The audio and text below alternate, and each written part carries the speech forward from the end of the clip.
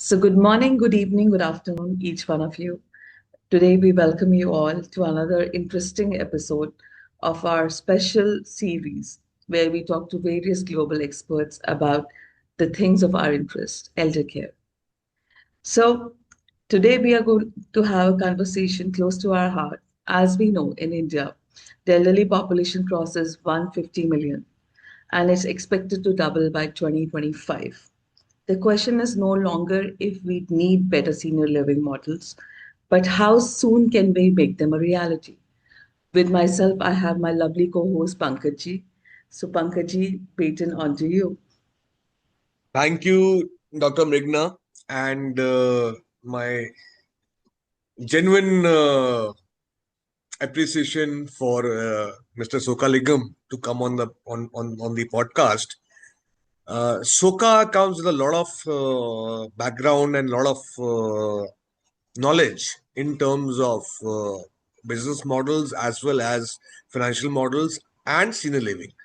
Soka is one of the first people who created a special project of 148 units of 1 BHK for senior living, which is something affordable and not seen every day in the country. So, Soka, thank you very much for coming in, and we would love to hear from your experience. Uh, Thank you for the introduction, Pankaj, and thank you, Dr. Meghna, for inviting me on this conversation. And because as much as it is for you all, I do believe that this is a sort of a very important social issue also, apart from economics and the financial and the day-to-day, bread and butter issues. As Dr. Meghna was mentioning, this is an issue which is becoming more and more critical as time then passes. Simply, it is due to demographic issues. And the other thing is the way families are arranged in India and the characteristics of families is changing, as most people would know. So, in this sort of a scenario, services and products that can be of assistance, to the elderly population is a very important aspect. So I'm thinking that the conversation that we're going to have today is on the services and products that we think is required, from an independent and assisted living space. If there's anything that you'll want to ask me, please feel free to jump in. Um, when when I see the senior care, I mean, broadly it is in-home care and residential care. We are trying to see a different space here because this in-home care and residential space is something which is an established product. We see it in many OECD countries, and it's become very important in places like Japan and so on and so forth, where the situation has become very extreme. Even in Germany and even the US, we are looking at in-home care, which is becoming very expensive. It's not supported by any of the insurance services or by the government social support. And we are looking at pricing today of 24-hour care of $3,000 so per day. So even very extremely wealthy people are actually moving to residential care because that is covered by insurance and so on and so forth. In India, we still have that space where we can offer a sort of a combination of in-home care and residential care, where it is not like a typical sort of a senior living facility, which is very rule-based and which is very sort of a disciplined sort of a structure, more like a schooling sort of a system. So in Bangalore, we have tried to develop a very unique thing, and people have appreciated it, and it seems to be quite popular. So the way it works for us is that we have individual apartments within the facility. So it is just like any serviced apartments. And we provide all services, whether it is housekeeping, catering, nursing, medical support, so on and so forth. And according to their life stage, they can pick and use. We have some people who are in the 50s who actually prefer to make their own meals, and they don't use the catering facility. And there's no restrictions on access and so on and so forth. So they have their friends, relatives, anyone visits, they stay with them. So it is just like a continuation of their own lifestyle, which they would be living at home. But at the same time, there are options where they can be supported in case they need any medical support, or if they're not able to prepare the meals, or if they need any special housekeeping, or laundry, or activities, and so on and so forth. Those are provided. And at a later stage, when they do actually need assisted living, we do have many of our residents who need 24 by 7 caretakers who are, who have unfortunately been, bedridden and so on and so forth, So there we are able to provide support where the family is living with them in the same apartment. So, it is a very unique structure. And it's something that we are quite proud of, that we have been able to, make this happen. So that is broadly an introduction of where we are. And I don't see separate sort of senior living, assisted living sort of structures, because then that brings a very sort of negative. I visited assisted living places in OECD countries, and many of them is like entering a hospital. It only smells of medicine and refuse. It's very horrible. That's the reason that people are ready to pay $3,000 and stay at a in-home care facility in their own house rather than go to one of these places. However posh it is. So I think there needs to be a mixture. It cannot be a dedicated. Then you might as well have a nursing home or a hospital. If you want to keep it like that sort of a thing. So I think it's an evolving space, and the advantages in India, we have the opportunity to develop our own unique sort of product and service, and it's happening in its own way. So broadly, that is sort of introduction that I could No, give, and then brilliant, brilliant. I think that's you all could amazing. go ahead Yeah, and seriously. uh, Oh, that's wonderful, Soka. So, in fact, I do understand where you're coming from because I had a very similar feeling when I visited a lot of assisted living places that they actually my husband is not from the elder care sector, right? okay, okay. And he visited one of these elder care facilities with me, and he came out and he was like, "It is such a sad place. Hmm. Everybody is You just looking see old so people at the end of life and so on and so forth. So Yes, and the thing indeed, is, they have a friend next door, and tomorrow suddenly the friend passes away, or some of them are in end of life care, and we need such places nonetheless. But you're right, to make it more lively, it's very crucial to add the various aged population, not just people who are, to mix and compartmentalized. match the whole thing. Yeah, I think that makes a lot of sense. That makes a lot of sense, Soka. So, Soka, as we are aware that you come from a traditional business background, which is from coffee and rubber sector. So, what made you to shift gear towards senior living communities and especially a space which is still evolving in India? So, we are right now sitting at a space where, it's not yet fully developed. There are still things happening. It is said that our, especially Indian senior care market is developing 18% annually, right? But whereas only 1% of our total senior population is being served in such places. So what made you to think and shift gear towards this? Actually, for a long time, I was pursuing my career in the financial industry and working across the Asia Pacific in investment banking. And my parents live in India, so ultimately I wanted to return to India. So I did come back a few years and I wanted to do, I mean, business is business, I mean, at the end of the day, everybody looks at it from a profit motive. So apart from that, I wanted to do some other activity, which I think there's a gap in the market, but would also be a sort of service orientated sort of a social impact activity. And there is a lot of anecdotal evidence on how people, have a very difficult time in the old age. We are all getting old, so we all need to keep that in mind. And they have a very difficult time in India. There's no doubt about that. Regardless of what people might think of social structures and the family and all those abstract issues, the reality is people have a very tough time. So it is with that in mind, and the fact that there was not much happening in that area, that I thought I would try to do some investment and try to do some projects here, space in the space. So that's how I got into it, No, actually. that's so relatable. Actually, many of us who work in healthcare industry feel this certain gap, especially these days that we have nuclear families, children are living abroad, and yet we always feel that parents deserve an environment of care, independence, and a certain level of respect. So I feel this gap is felt by most of us, which I think inspire us to enter this industry. So yeah, I totally understand, Sobra.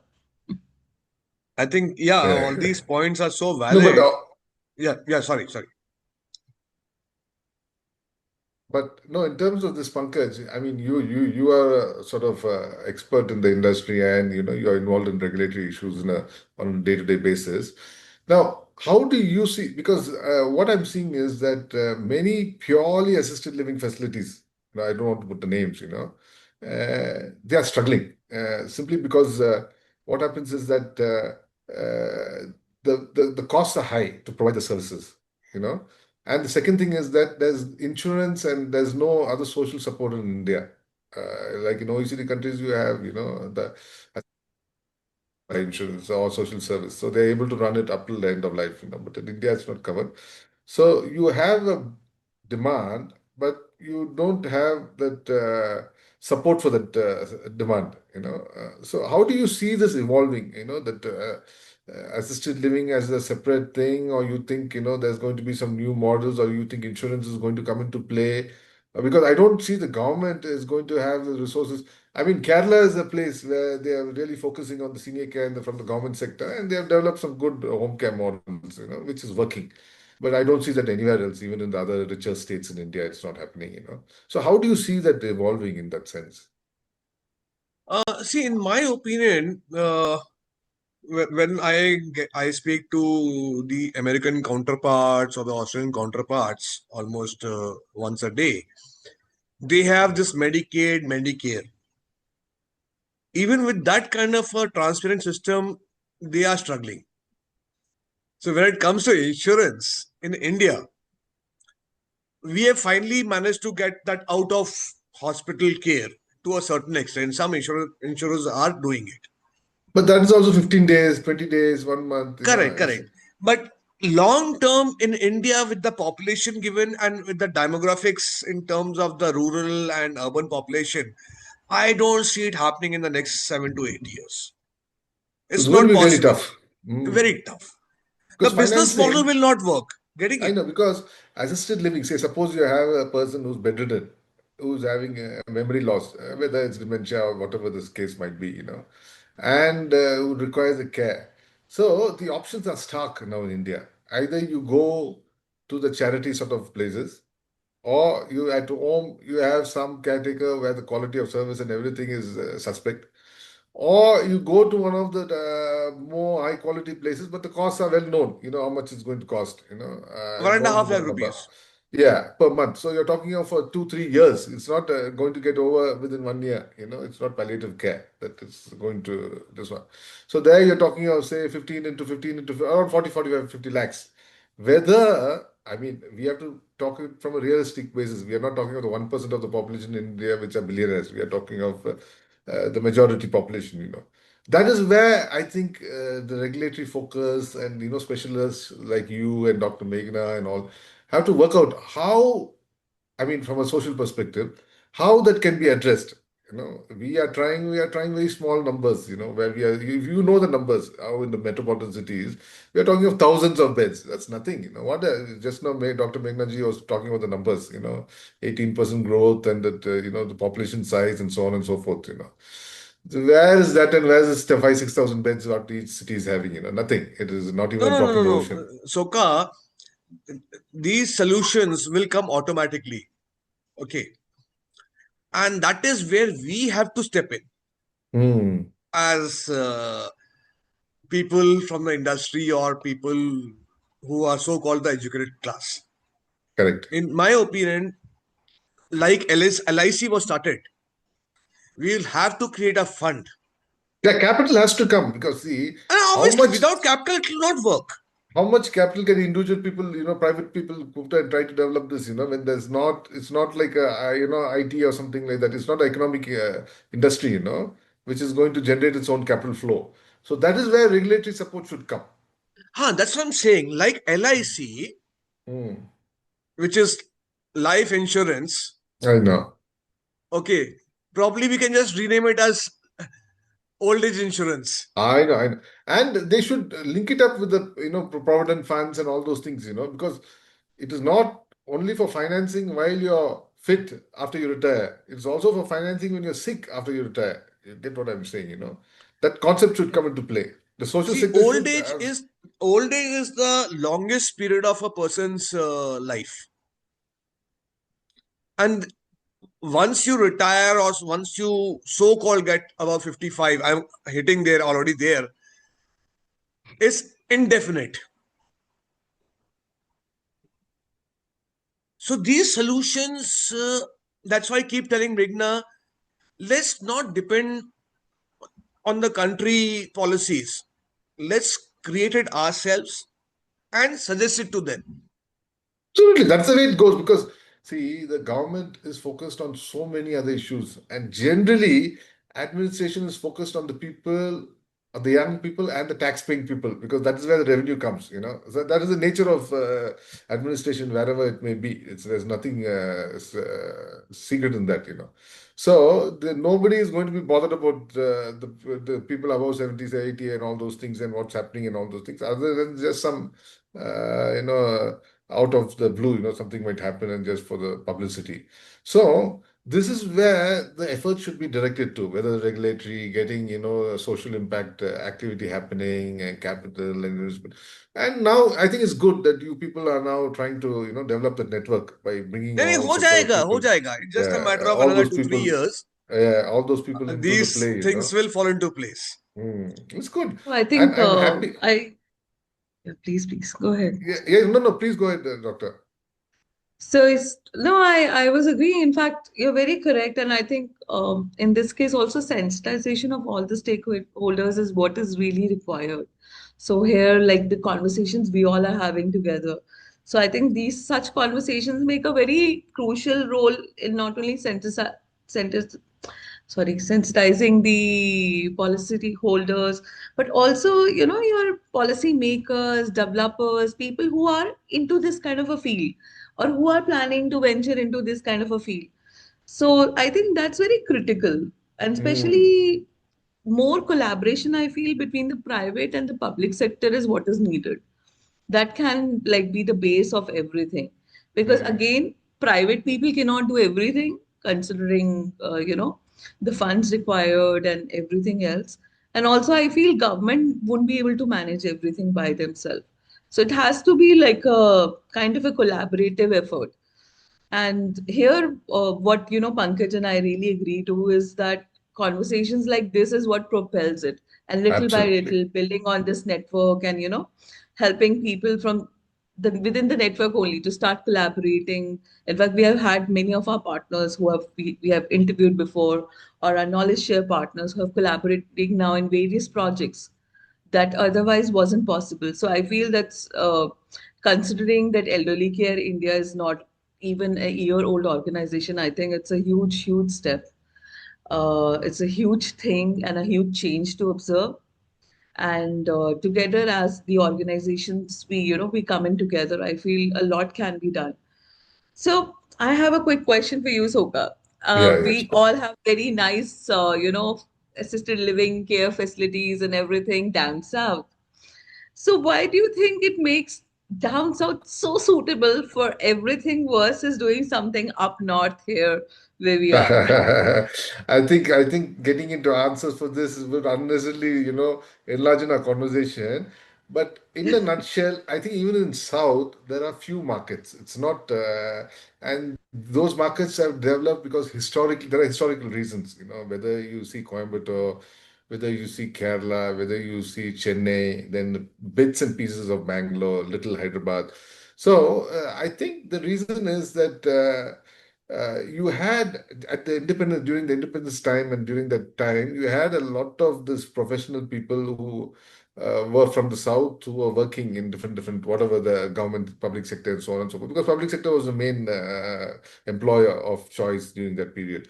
And then some 10, 20, 30 years back, you had these people who were retiring, the first generation, and many of them are the ones who have actually opted for, and many of their children are the ones who have immigrated during the 60s and 70s to the US and Europe and so on and so forth, So many of those are the people who have actually elected and who, who don't see it as a negative thing to live in a senior living facility. They don't look at it as a sort of bad thing in that sense. So I think it's just a cultural issue which is now changing. We see now people more and more accepting this sort of thing. And that is where we need to emphasize that independent living is not an old age home. That is a mistake that people always trying to give. Keep meeting and talking to many people.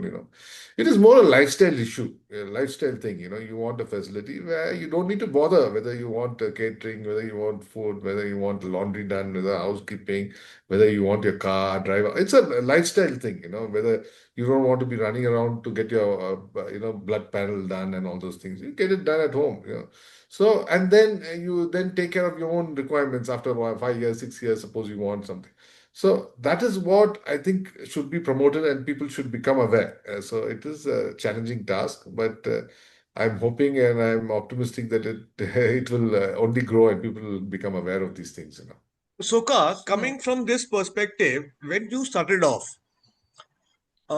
what were the challenges you faced as a initial promoter or as a uh, good cause person to do something with the sustainable model? What were the challenges you Uh, faced in terms of regulations, guidelines, and all that? I'll just give few points. One is the business requires capital.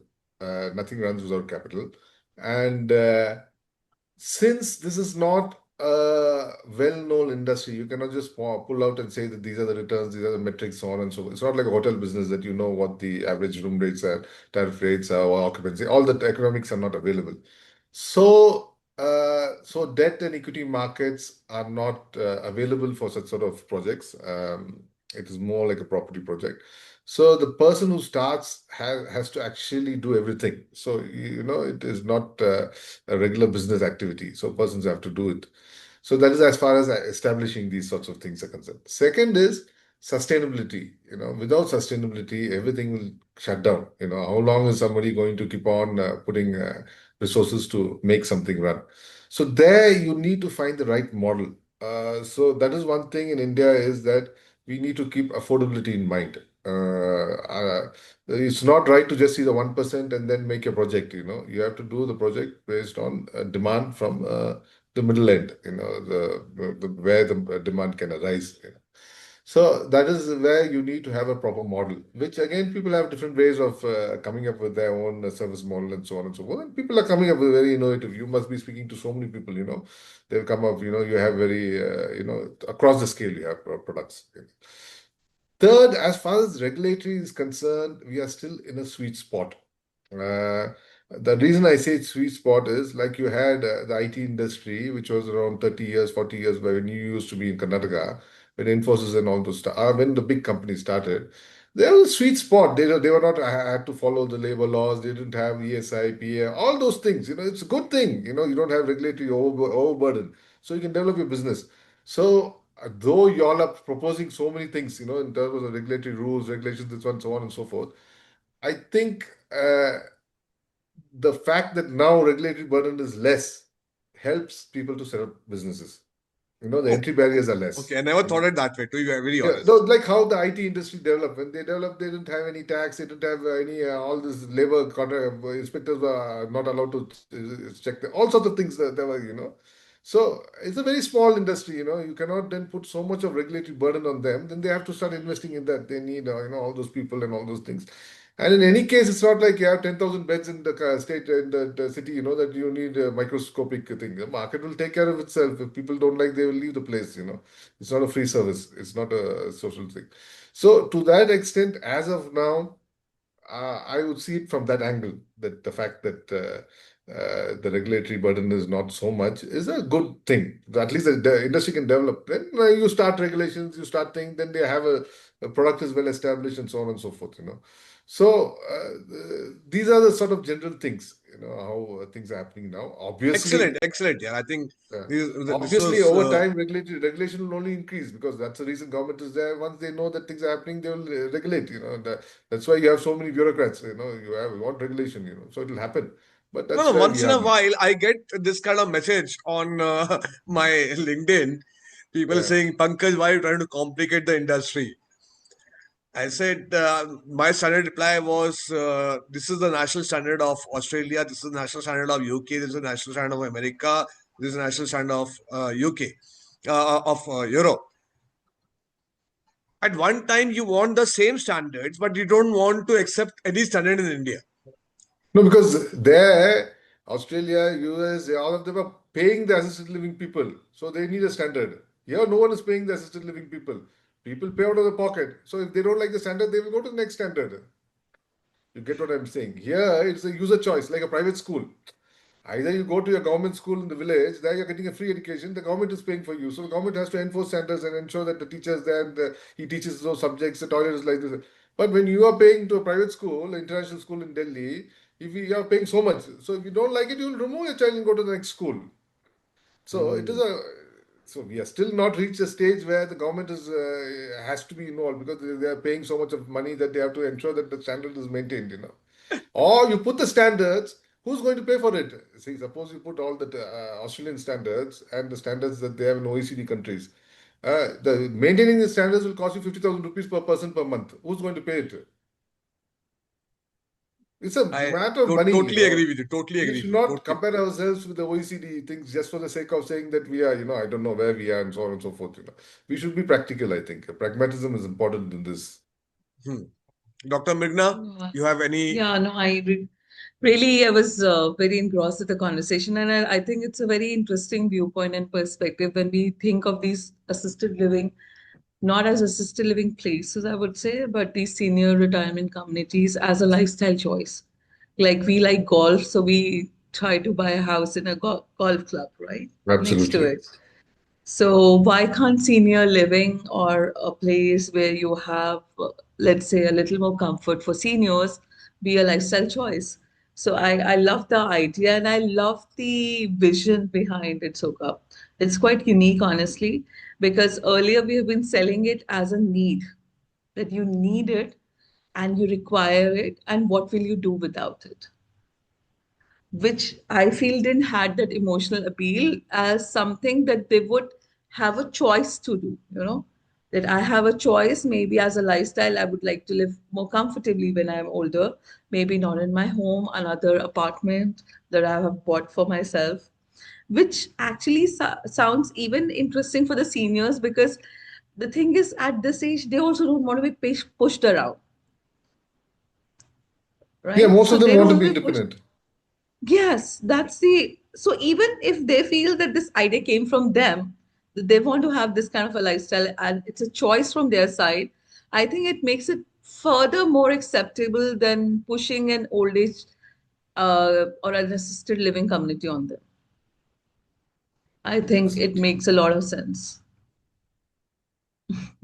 So I have a very quick next question for you, Soka.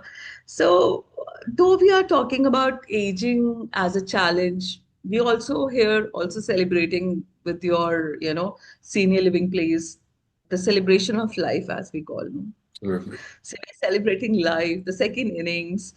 Uh, and what made you emotionally feel very connected to this? Or, Suka, did something happen that you felt really inspired you that, this is what my real calling is? Uh, I don't want to make it so, I mean, deeply sort of philosophical in that sense. I sincerely believe that in India, senior people were having a very tough time. It was very difficult.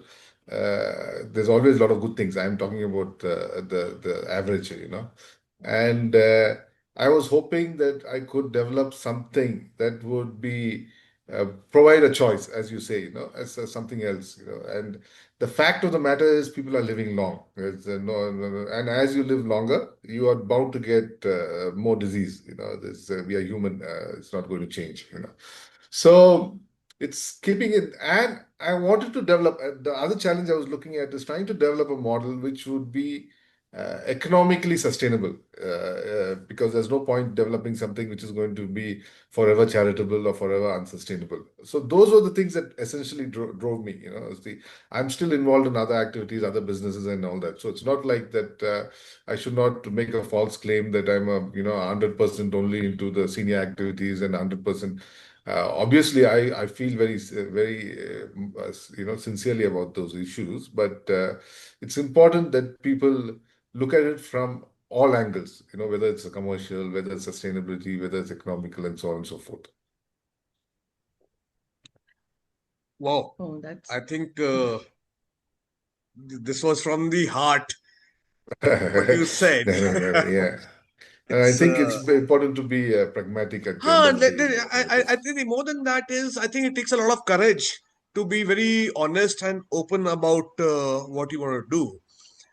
And correct. in my young days, I see the same thing when I walked out of the job and said, "Oh, okay, Uh, I will do it for this so and so." But it has to be again practical and help the cause. At the same time, also make money. Correct. It should be So sustainable. it has Nothing to runs be. It without has money to in the be. world. Otherwise, as you Yeah. said, which I 100% agree, it will not last more than six And months. nobody will come and stay in that place. Nobody wants to stay in Dharmashala, Nobody wants to stay in a Huh? place where the deteriorating, facilities. You have been in, in your career, you have been managing so many five-star properties and facilities, Everything just collapses if you don't change it once in 4 years, five. You need capital. Without capital, nothing runs. Great, great. I 100% agree with this, Soka. So, as a last question from my end, Yeah. what, in your opinion, uh, don't need to name the property, but still give an overview. What kind of a residential facility you think in the country, whether it's down south or up north, actually is kind of a right model for the country? No, I think that is not the. But what we are seeing is a lot of You can things. rephrase it because Yeah, yeah. No, no. What I'm seeing is lot of different models in India. That's the reason I'm saying that regulatory oversight should not be very extensive now, because now we are seeing many innovative things. We cannot just copy what has happened in Japan and what has happened in Australia, because we don't have that economy here. in So what I'm Japan, I just spoke to these people. I was having a long conversation with the architects in Kerala. They are struggling with ground plus two. I said Japan yeah. has got 70 stories of serious film. You have to go high. How long you can be down? Correct. So, And so it is all practicality based on mm, the state regulations, the FSI, ground coverage, whatever it is, height yeah, permission, all everything. those things. So, getting back to this, one clear shift I'm seeing in the Indian market is that in the early stages, we were seeing a buy and use sort of a model. People would buy their own retirement homes, as in Coimbatore, Chennai, and so many other places, and then they would use it. I have seen a lot of pushback on that. Many people who have bought it don't know what to do with it. They want to move out of it. They want to go somewhere else, and they're stuck there. Or they feel the services have come down. They're not able to exit. All that happens even in OECD countries. People, they do all those things. So I'm seeing that over a period of time, we are going to see a shift completely out of that buy and thing to a lease and rent model that is happening, and that'll accelerate. Second thing that I'm seeing is pure assisted living facilities are struggling. I mean, the ones who are doing it a very high, almost morphing a hospital, they morph the facilities and everything almost as they are trying to now duplicate as a nursing home or even as a primary healthcare center, as a without any, ICUs and so on and so forth.